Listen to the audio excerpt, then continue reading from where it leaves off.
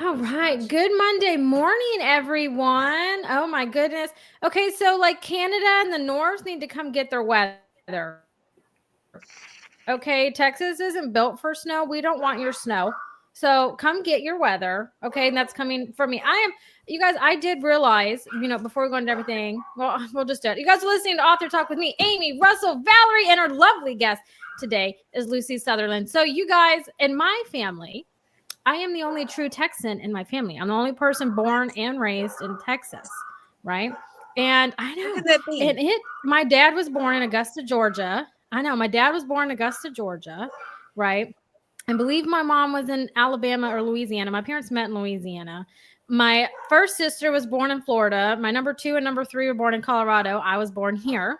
Okay, I was born in San Antonio at Woodford Hall. So your Blackman dad was Air Force, right? And is that what that means? yeah. Yeah. Mm-hmm. Okay. So we moved every 4 years.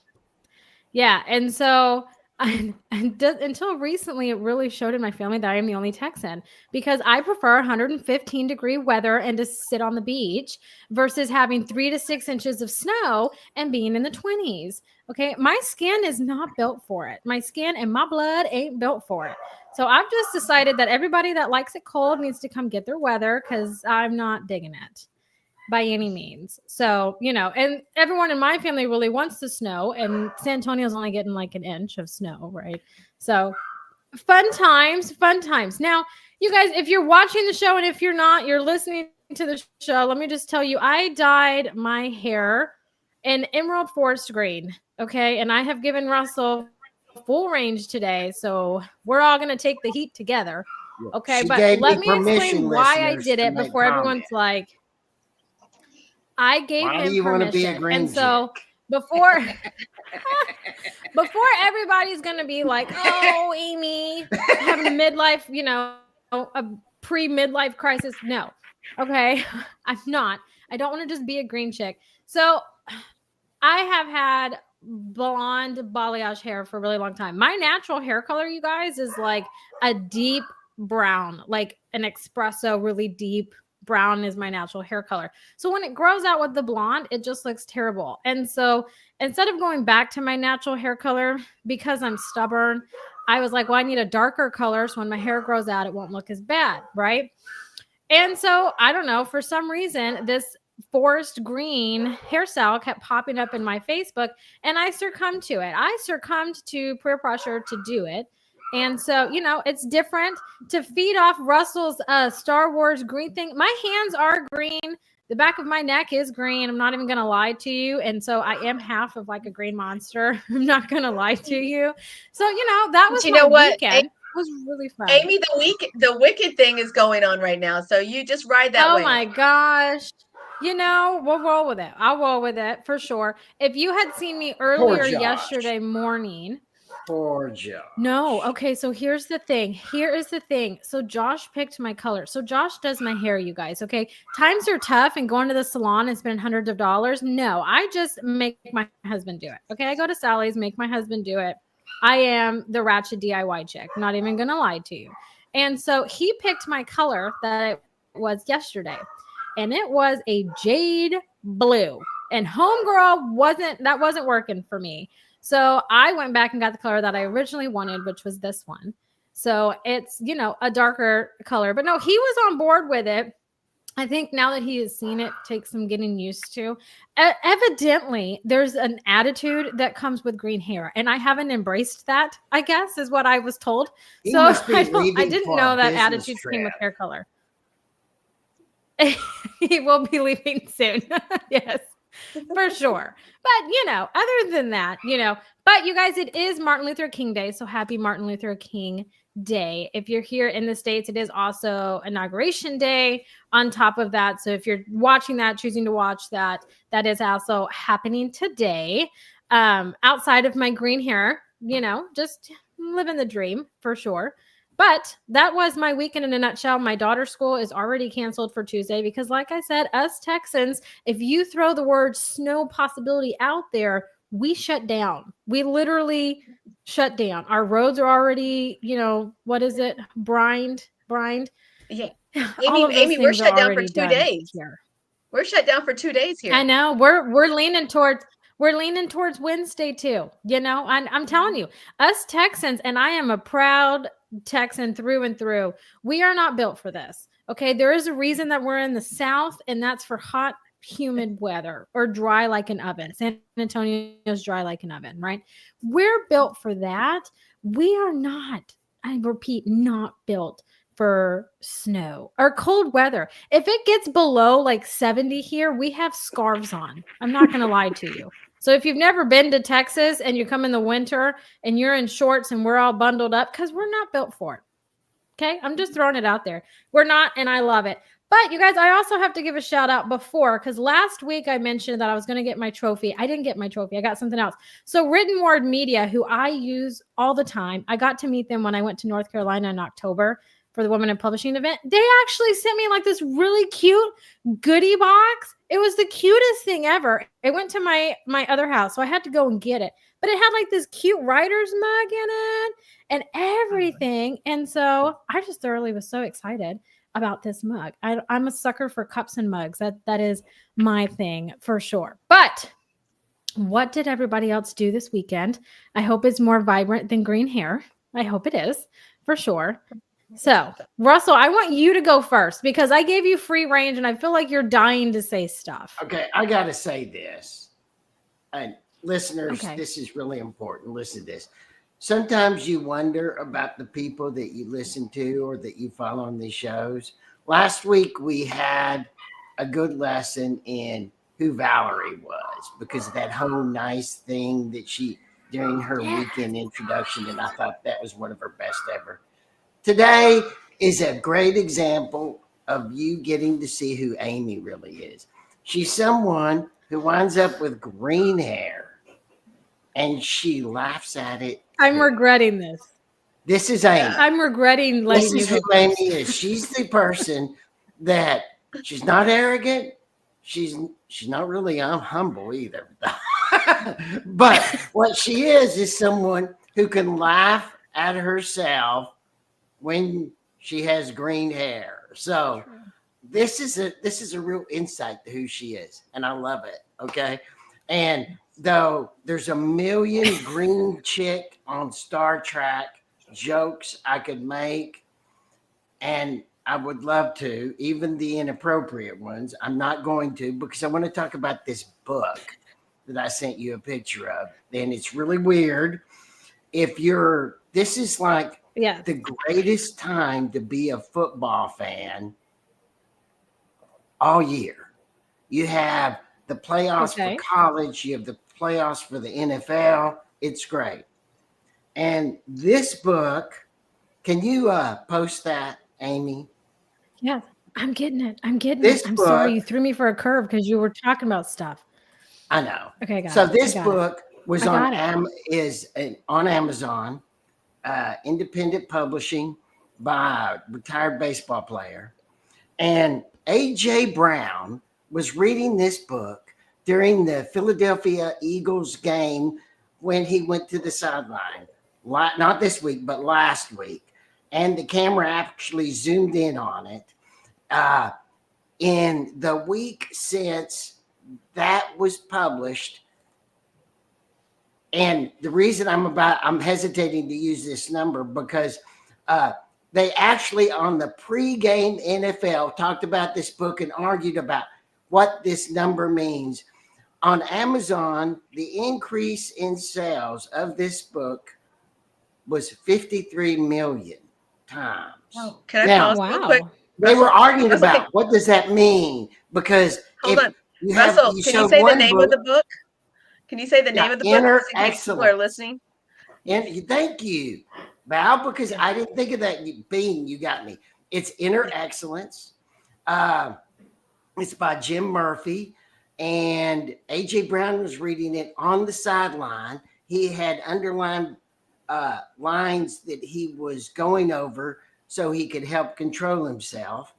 And it went in the 1 week to the number one place on all of Amazon selling. And on the pregame before the playoffs this week, they talked about this during like 15 minutes of the pregame. It was shocking, arguing about what it was, what it meant, why was he doing it. But this book is an independent publisher, so it's awesome. And if football fans are buying this book, trying to find out about it, Saturday Night Live, they're doing skits now about it, joking about it. It's like he's hit his home run. And, every year that seems to happen to some author. And remember last year, it was some old guy trying to sell his book in a grocery store, and some influencer came by and everything blew up on him. And this year, this has happened to this guy. That's my weekend report. That actually sounds like a book Josh would like. That's like the genre Josh reads. So, yeah. Okay, you've convinced me. I'll have to go get one. You've convinced me. Yeah, I'm not trying to convince you. I'm just saying it's a really interesting thing this weekend. Yeah, that it took off like that, like fire. Oh, by the way, we forgot to say where people can find us. We forgot we haven't finished our weekends. We haven't finished our weekends. Sorry. I love that Valerie's on top of it today, though. Valerie is smashing all of us today. She totally corrected me on my mistake. I like that. I'm glad she's having her coffee today. I got a really good night's sleep last night, y'all. It was good. I went to the chiropractor yesterday because I had been having like ear things and back things, and I was like, but I slept like a baby. It was so nice for a change, just to have a good night's sleep. Nice. Then before the snowpocalypse comes and everything. But I had a really low-key weekend, just very low-key. The kids were in town getting ready to go home back to San Antonio. My son had been here for over a month, from the college break. And so we were just like having a really good. Nobody wants their kids home from college for a month. Nobody. No, he was They're fine. nasty, he was working. And they stay up all night. And they're messy. Oh, I hated it. No, it was messy babysitting my son's dog. That's a whole nother thing, because then he likes to go roll in the grass, and then I sweep the floor. Then he comes in and he brings more grass in. Worse than the kids. So between the kids and they leave a trail of everything, like dishes and grass and whatever. But very low key weekend, and I really like having that sometimes because it's nice to decompress. That's it. That's all I got. Yes. I love it. Lucy, what about you? What did you do? Well, Friday was the start of my weekend. I took the day off work. I had a massage, and the rest of the time I came home, I put my pajamas on and never left the house after that. Nice. Yes, because Friday was the live launch of my debut novel, Delicious Delicious. Mm-hmm. And so every 6 minutes I was looking at Amazon to see how many units had been sold, and just watching social media and responding to people who my friends in particular who were excited, had ordered the paperback, and yeah, there it is. And Saturday, my girlfriend and I went out to celebrate. We had a phenomenal dinner at a great restaurant nearby, and she treated me to a bunch of really beautiful gifts. And on Sunday, we went to see the movie Baby Girl with Nicole Kidman. Oh, yeah. It's phenomenal and erotic. And here you have an A-list actress who was willing to go to the wall to do this movie. And it was, there were a few times we just looked over at each other and went, mouths open. And the theater was not very full. It's been out a little while. And it was very, very well done. Kudos to her. She did a phenomenal job. And I love that more sexy, erotic stories are being brought to the screen. So, yeah, that's nice. I hadn't really heard of like that movie until like recently. I don't even know what like brought that movie to like the forefront of it. But okay, so again, I don't have cable. Okay. There Yeah, was a I New think it York was that because Times I article. stream. There was a New Well, they York did Times have that. article. Yeah. There was a New York Times article about it this weekend about the fact that for some time now, erotic sexual scenes in movies has not been fashionable in LA, and that it's becoming fashionable again, and they used that movie as an example. And then there was this big debate about what type of erotic sexual scenes are becoming fashionable and what ones aren't, which are different than the way they used to be. So anyone who's interested, there was a very interesting New York Times article this weekend about using this movie as the tool to discuss it. Awesome. Did it do any That's comparison interesting because they contrast did with have older like the movies? 50 Shades. Yeah, because I was gonna say they did have like the 50 Shades of Grey, and like Netflix had like the 365 too, which I know isn't like necessarily what like a it's talking Hollywood one about because it's not a Portugal movie. Yeah, not it was referring to not to movies that is specifically about that, but sex scenes and erotic scenes in movies that are about other things, but include that, kind of the way it was in the 90s. Yeah. And before we go further, because we're about to start interviewing our author, I need to thank the listeners that are listening to us. We are very grateful that they listen to us. They listen to us going to work, while they're working out, while they're cleaning the house. We're top 1% in Podplay now, and we're very humbled that you listen to us. For a long time, I could not find us on podcasts until Amy changed everything. And she just kind of did it. And all of a sudden things started happening. Amy, where can people find us on podcasts? Yeah, so you can find us anywhere that you can search a podcast. So my go-to is Amazon, Spotify. If you are an Apple user, iTunes. If you're a Android user like me, the Google Play Store. Good Pods is another one. Yeah, I just made the changes and asked for forgiveness later. Crimson, red, and gold. You guys know I say this every week, was my selfish moment. Those are my favorite colors. So I picked those. And if you just go and type in Author Talk and look for the gold logo with crimson red behind it, you have found us. But if you would rather watch us and engage with us and see why Russell says I have no poker face by any means, but I do control what comes out of my mouth, you guys. You can join us anywhere on social media. So we have a Facebook group, a YouTube channel. It goes live on all of our social media channels Monday at 10 a.m. Central. So you can come and join the conversation over there. I talk a lot with my hands. Me and Valerie are very animated. Yes. So, and you can always say, if you want to come laugh at us Texans that are freezing our butts off and have electric blankets in our lap, you can do that too. We are pretty much laughing with you on that one for sure. But Valerie, let's get our author talking about her book, who I have had the pleasure of reading. I got to beta read it and I thoroughly enjoyed it. So let's get her talking. Take it away, Valerie. All right. Well, I am so excited for you that you just had your book launch just a few days ago. How did that, I mean, you sound like you were just like over the moon, excited and anxious. I would be the same. Can you first share a little bit about how you got into the world of becoming an author?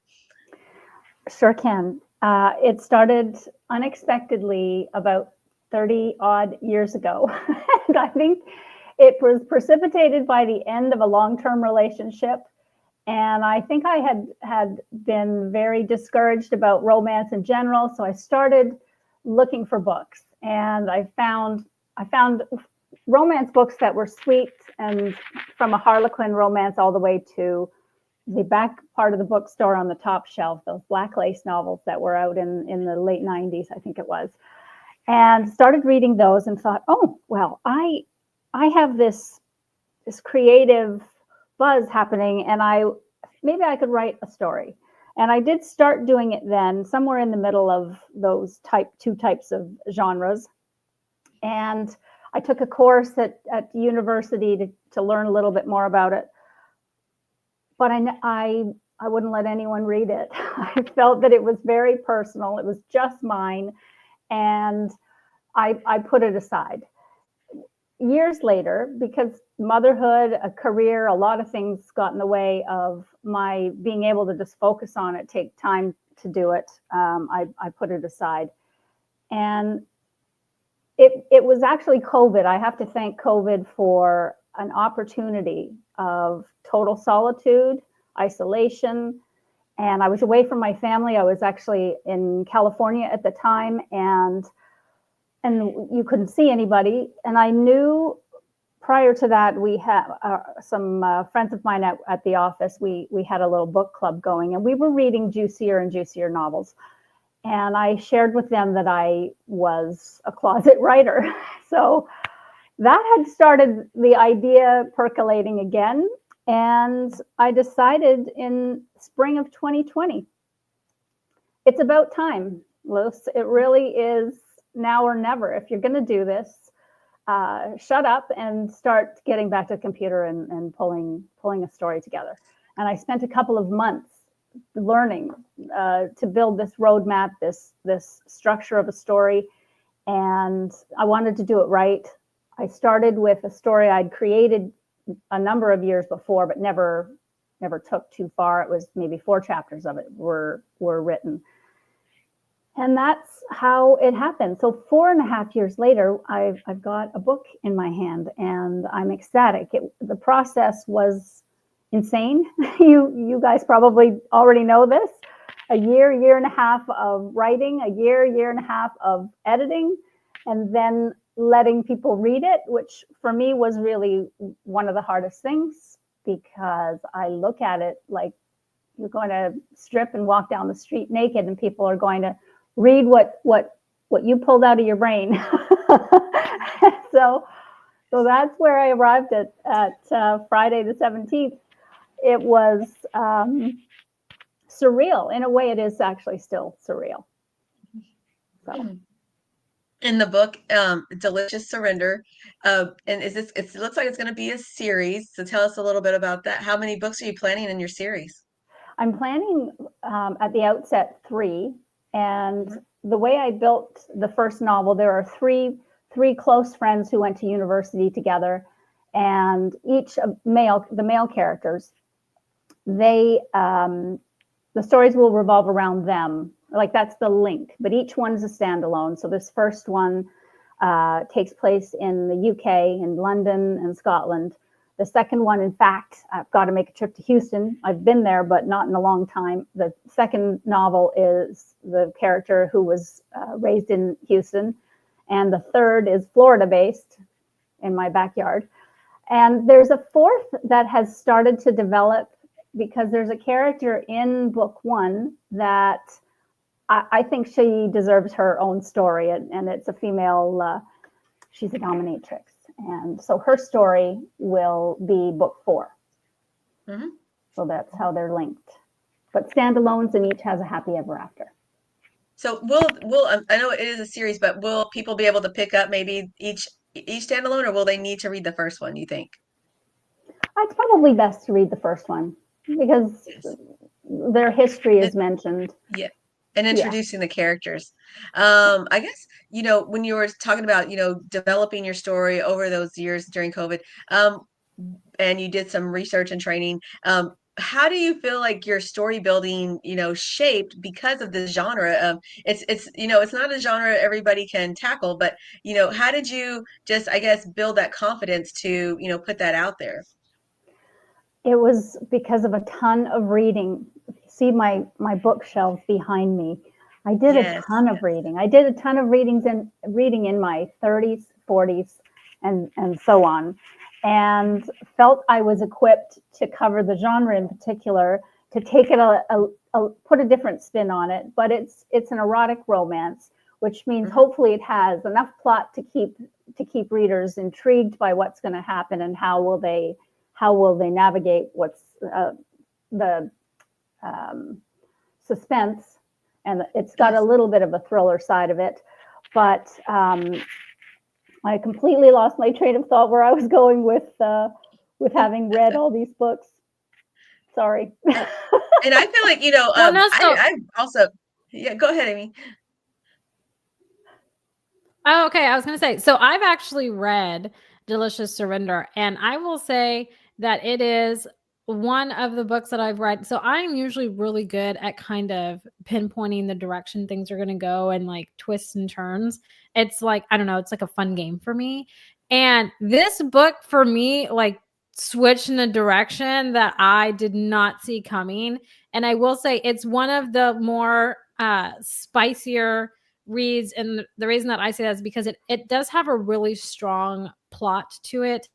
There's more of like a storyline. It's not just all like smutty all over the place. It is a spicy book for sure. It's like the highest level of spicy you can get, but it does have like a good plot, and there are twists and turns in there where I just am like, damn it, why did I not get this? Like, and I love to be surprised like that. So it is more of like a thriller suspense. I do like that the main character is trying to write and is doing research in there, which I think kind of feeds to you, being the author and doing that. And so it was a delightful read. It was a quick read for sure. And it did have a lot of twists and turns that I enjoyed. So I think your first debut novel, I think, was great. I think the genres that, you've put it in are great, but it is definitely more on like the spicy side in terms of it has a plot. It's not just, running wild over there. It does have a really good plot for sure. So I thoroughly enjoyed it. I thought it was a really good book. And that's what I was going for, a balance of plot and lots of steamy, juicy spice that would surprise readers. I have a question. Yes. How'd you find Amy? Oh my goodness. So I did a blog a couple of months ago because it was so incredible how people came to me that I needed in the moment. When I made the decision last June, I was going to self-publish. I really had no idea. I had no idea who I would need to help me make this happen. And a really great friend of mine with a phenomenal network. She's an event planner, in fact, so she knows everybody, everywhere, Canada and the US. And she introduced me to an author who was also a motivational speaker and such. And I had one great chat with her, and she said, well, how I can help you is with contacts. And I have a contact, Jeannie Martinson, and she is a book coach and also a publisher. And she introduced me to Jean. I think she goes by Jeannie or Jean, doesn't matter. And it was Jean who introduced me a number of months later when I was on the cusp of putting the novel out in December. She introduced me to Mickey and Amy and said, it's worth having a discussion with them because my social media was really, it was just coasting along. There were no big gains in followers, etc. And so it came at the exact perfect day and time. I was going to have to press, enter and put the book up for December 10th. And it was 1 week before, and I had an introductory call. It was wild. Mickey phoned me out of the blue. He said, we've been trying to align our schedules to get a call with you. Can you talk now or in the next 10, 15 minutes? I said, I'm in the car. I'll turn around and go back home. Yes, let's do this. And the rest is history. And I was so thankful that at that moment, this discussion took place, because launching in December, not the best time for an erotic romance. We were coming into the election, which was also going to pull people's attentions completely away from books. And there was just so much negative stuff on social media as well. And I had no idea what was involved in promoting my book.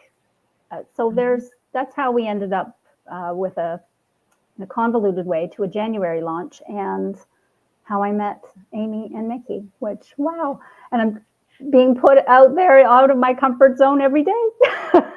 But it's great. Mm-hmm. It's great. Thought you were gonna say something, Amy. So can you tell us the plot of your book? I know, I 'Cause thought it said about it, and then I was just like, I don't know, wait. Okay. because it says it's a dominant billionaire series. So can you tell us a little bit about your plot, please? Yes, happy to. So these three protagonists in book 1, 2, and 3 are millionaire billionaires. They met at university, as I said. But the story starts, Delicious Surrender starts with Bryn, who is an aspiring author. She's got a boring day job as a copy editor, but her passion is writing. And her aunt is a bestseller in the kind of bodice ripping historical romances, and that's her role model up to this point. She gets introduced to an agent who reads her book and says, you know, it's really just not hitting the mark. You've missed the mark, and go back to the drawing board. We'll look at it again, but your scenes aren't steamy enough. They're not realistic enough. And so she's been rejected. At the same time, she and her current vanilla cupcake boyfriend have broken up because he doesn't want to play. He doesn't want to have anything interesting happening. She wants to try some of the things that she's been reading about. He's not having it, so they part ways. In order to get some exposure, not necessarily dive into the dominant submissive relationship, she gets a job at a club dominus in London, which funnily enough is I modeled it after the Garrick Club in London. It's a well-known gentlemen's club. It's membership only, male membership only, and still is in the news every few years about this because it's not allowing women to be members. Anyway, so when I saw the facade of the building and I saw the nature of it, I said, what a perfect location, and I'll just make it my own. And so she gets a job at this club where she meets the owner, who is aloof, arrogant. He doesn't trust anybody. He has doubts about her motives right off the bat. Why is she here? She doesn't strike me as a submissive. And her position is really just a waitress in the lounge. But everybody who works at the club should have some level of experience. So she lies about that to get the job. And that's how it begins.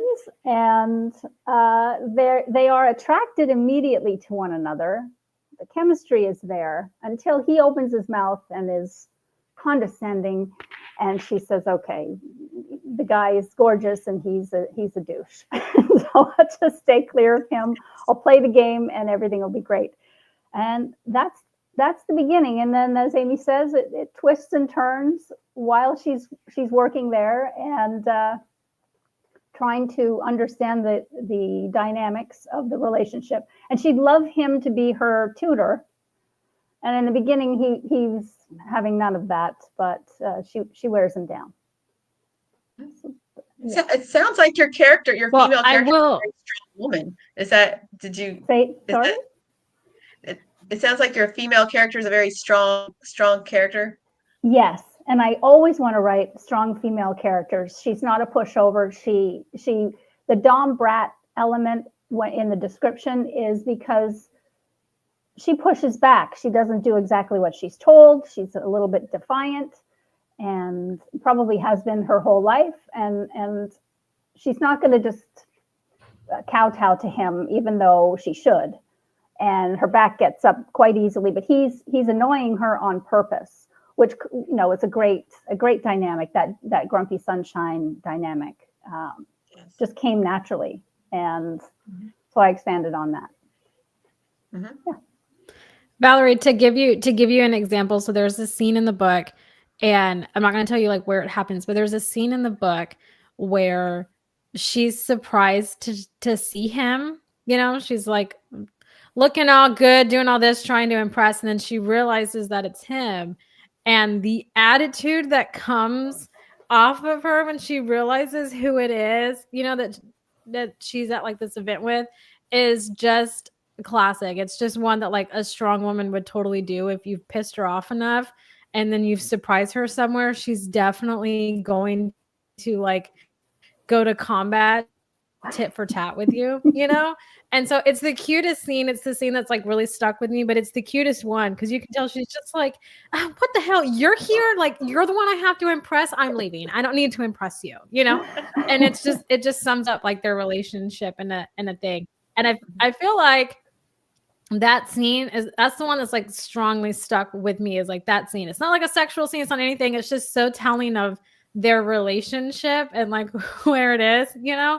And so I feel like not to convey those things and to write them, especially on your debut novel, and to kind of hit that scene for me like out of the park, I think it's good to do because it does it. I'm like, I literally laughed when I was reading that. I laughed out loud and I just was like, oh my God, you know, and I was reading this late at night. And I think that's ultimately kind of the goal. So just to give you an example of the strong character that she's written, that was the strongest and funniest scene I can sense like it was one of my favorite to so write. it was classic. It was great. Yep. I thoroughly enjoyed that scene a lot. Awesome. Did you put that when you were writing your characters, did you want, I guess, you know, developing the characters, you wanted the woman to, I guess, be able to bounce off his wealth and bounce off his, you know, like not care and all these things. So it makes a great dynamic, I'm sure, even for the plot and for the erotic scenes, you know, giving that dynamic of the personalities clashing a little bit, but then they get together. So how about your thought process of going into that? So she goes into the story being completely fed up with relationships and men. So her goal is tutoring, and I think that she's even willing to, she's in her 30s, so a millennial, and she knows what she wants. And through her younger years, she kept boyfriends at a distance. She had a 3-date rule and would probably end any relationship after 3 dates. They were either not the right match or they fulfilled a need at the time, and I'm moving on. And that came, I built a childhood situation that means that she's careful not to trust or rely on anyone. She had a lot of responsibility placed on her in her younger years, so she thinks that she's going to be disappointed. And even her father, who was supposed to be the one to look after her, she ended up looking after him. So that's put in her mind, there's nobody I can trust but myself. And I think that sort of frames how she reacts to people. And when she meets Gage, he's attractive and he could serve a purpose, but I'm keeping him at a distance. I'm keeping him in a box. He's just for my education and for no other reason. And it kind of pisses her off that she finds him so attractive and wants more and wonders, I might want a 4th date. If I got to the 3rd date with him, I probably want a 4th date, even though they annoy one another. And it was a fun dynamic to write when I put it together. I spent hours kind of finding all those questionnaires online. How do you build a character Bible, and what would they do in this situation? What the songs they like, all those things that helped inform as I was putting them in situations. Yes, that's great. Also, I was thinking, because just, you know, back in college, all these different times I've read erotica, I feel like the world of erotica has evolved in so many different ways. And, you know, even from like, you know, Story of O to when Anne Rice was writing under a different pen name, Beauty's Release, all these different things. And then, you know, coming up to 50 Shades of Grey, that just captured so many people's attention. Do you feel like it's continuing to evolve as a genre? Yes, 100%. I think 50 Shades, it was a perfect time for E.L. James to launch this. I think around the exact same time the Kindle had come out. And I say this in my bio, when you had to go into the bookstore and you had to go in the back to the top shelf in fiction, and you got maybe 10 books written by unknown authors, but it was called Erotic Fiction for Women by Women. And you'd have to take that up to the counter and have the cashier check you out, and you flip it over so they're not seeing the front cover because they weren't entirely discreet. And you could tell. It was the color black means it's erotica in a lot of places, even still. but she hit the mark. She hit the market. It created such a fervor. And I think the harder it was to find, the more people talked about it. Oh, have you read it? I've got to get it. Anyway, it started a phenomenal trend. And what I've seen, what I've seen lately is they are darker and sexier. The books that are flying off the shelves and being talked about on Bookstagram and Book Talk are dark romances, really dark romances. The male protagonists are either criminals, mafia, bratva, tattoos covering them, and that's how they get away with more. You have to suspend reality because these things don't happen in real life, but they're flying off the shelves. And the darker and wilder these romances get, and they're still I think considered romance because the couple ends up together in the end. So it doesn't matter how it started. He was a stalker, he was a criminal, and she was in the wrong place in the wrong time. But yeah, I've seen this evolution firsthand. And I feel like also I don't know, like people like Jackie Collins and Sidney Sheldon also had a hand in bringing those kind of stories to life, where there always was kind of a bad guy and the girl would, whatever. But those stories kind of evolved into a very light erotica and just coming of age, like, or not coming of age, but just something, where it really captured so many people's attention. And then you jump into a different set of erotica, based on the relationships kind of thing. Right. Yeah. My best friend absolutely loved Jackie Collins. She broke the ceiling too in that time frame. I don't know when her novels came out and were flying. I think of Studio 54 and her novels all going together at the same time. Yes. Yeah. Yes. But yeah, she pushed the envelope. And that's it. I mean, there's lots of authors. The Anne Rice stories completely pushed the envelope, and they were sort of they were unknown for quite some time, and then suddenly she puts her name on them, and wow, people are totally shocked. just chain reading, whatever. Binge reading. That's what I want to say. Binge reading. Yes. Oh my God. No, well, I am so excited for you. Me too. And it took a lot to get here, to be willing to put this out and say, okay, I wrote this. Don't judge me. Actually, so that I'll address that. At this stage, I don't care. If somebody doesn't like it or it's not their cup of tea, don't read it. And I feel that it's the right time for me in my life to say, hey, I've been writing this for myself, or I've been writing this for such a long time. It's time to put it into the world. And all these people came on the journey with me to help me get it out and published. And there's no regrets. There's no point in having regrets. There's no judgment or shame, not from me. And I was ready, so I'm happy. Yeah, absolutely. Yeah, it was meant to be. Indeed, it was 100%. Yes. Yeah. Well, that's all I have. It is a good one. Did Russell, Amy, did you have any? Well, so Valerie, I was going to say, to go off of your question about, like, erotic and dark romance, there have been some dark romances that have thoroughly scared the crap out of me, like that you DNF, you just can't finish them. So the tides have shifted in that, I guess I would say.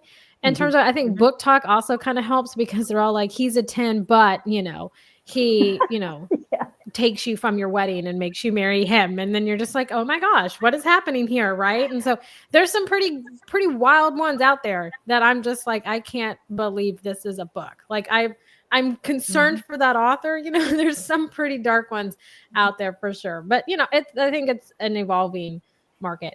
Romance has always been super popular, and I feel like it's way more now. Dark romances, I feel like, dominate the market right now. So the darker it is and the more unhinged, I feel like the more popular. Well, To that be makes honest, me at least happy. in my age range, it is. But no, Delicious Surrender is that. You're happy I'm about sure that, it Russell? does, Russell. Oh But yeah, no, Delicious because that's what Surrender I for me write. I was. write dark, I know. psychotic stuff. Mhm, mhm. It does. Yeah. You're in good company here, Lucy. I do Yeah. have a question. Yeah. How do listeners that want to find out more about you or find out about your book or your next books, how do they find out more about you? So I have a website, LuceSutherland.com, and I do a blog. It should be monthly, but I've been a little distracted, so it hasn't been on point every single month. But I write a blog about how to live life juicy, and the book is available on Amazon. It's available at BarnesandNoble.com too now. I think they need to see some more demand to get it in the stores. We're working on that, and Kindle Unlimited for those who have the subscription, who are voracious readers. And so, yeah, that's how they can find me. And I'm on Instagram, Luce Sutherland Writes, and Facebook, same, Luce Sutherland Writes. So thank you. That's great. I love it. That was great. Liz, this has been so much fun. Yeah, it's been so Thank much you. fun. Your book, Delicious Surrender, is just that. It is a delicious read. It is more on like the plot and spice side. It's not just, there is a plot, there is a story. It is a delicious read. So I highly recommend going out and getting it and taking advantage of it. I am one of your vicious readers that has Kindle Unlimited. So yes, on multiple levels. But no, I want to thank you for taking time out of your day to come and hang out with us and to talk to us about your book and take you a little bit outside of your comfort zone and just kind of dive into it. It's been such a fun time. So thanks for taking time out of your day to come and hang out with us. My total pleasure. Thanks, Amy, Russell, and Valerie for having me. It's been fun. Green eggs in hand. Oh, good. Yes, thank you. Yes. I was waiting for more. But I you have guys, too much we hope that respect you in you all laughing have at your own joke. I do laugh at myself. Anyways, we hope that you all have a fantastic Monday, a great rest of your week. If you are down here in Texas, in the southern part of Texas, please stay warm and safe. You know that we can't drive in the snow, so don't even try it. Okay, I'm just throwing it out there for that. But until next Monday, everybody, bye for now.